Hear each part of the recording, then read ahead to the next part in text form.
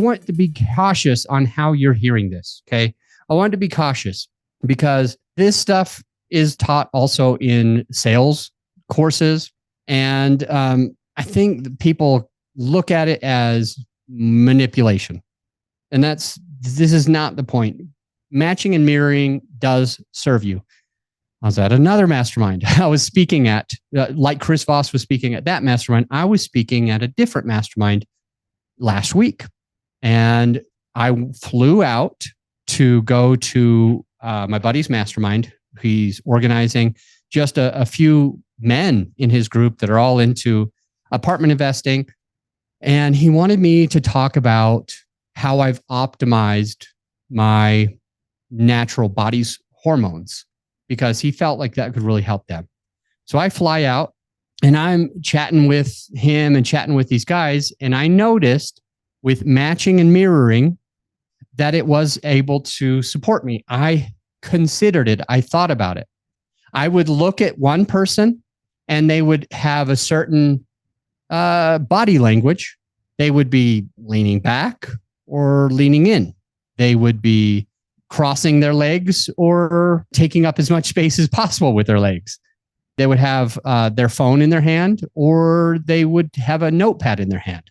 And what I'm saying is, when you match somebody, and when I say match, I'm talking about their energy, their voice, their enthusiasm. When you match that person's energy, you are able to gain that trust a little bit quicker. And when you mirror their body language, you're able to gain that trust. And I actually do recall doing that intentionally with a couple of the guys. Now, I'm speaking just to a few guys basically in a living room in a little casita in the middle of nowhere, Mexico, a beach town, a surf town.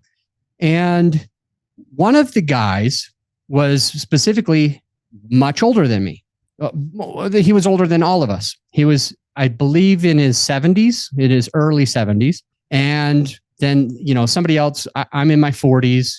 This guy's in his 50s. This other guy's in his 40s, like me. And the last is in his 20s, 28. And so the older gentleman he kind of had the body language that none of this works for me, like that works for you guys, but now I'm old and I've had knee surgeries and I've had shoulder surgeries, and like my body's not working with this. I can't do the same things as you. So he was one of the two people that I mirrored. The other one was somebody who was doing complete keto diet. And if you don't know what that is, you basically just eat meat and cream. If it has a lot of fat or a lot of protein, that's keto, right? Tons and tons and tons of fat, lots of protein, and a teeny bit of carbs.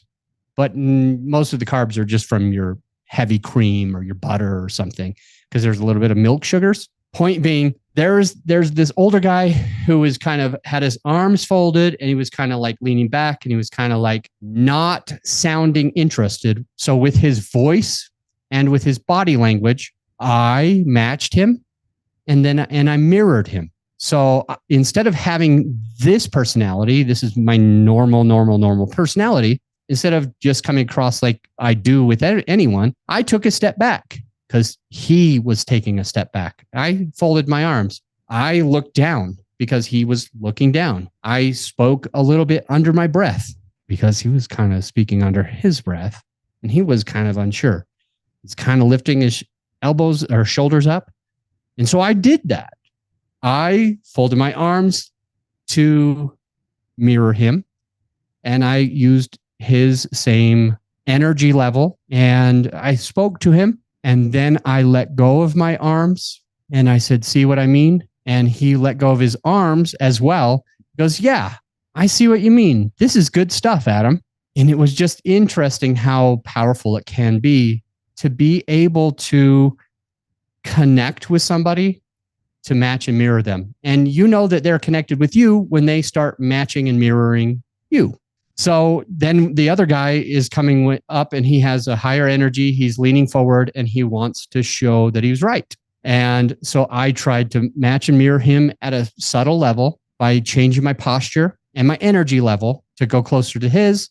And then brought him on to my side. And he said at the end, he goes, at the end of the whole event, he goes, one of my favorite things about Adam was that he didn't try to prove this to me. He didn't try to do this.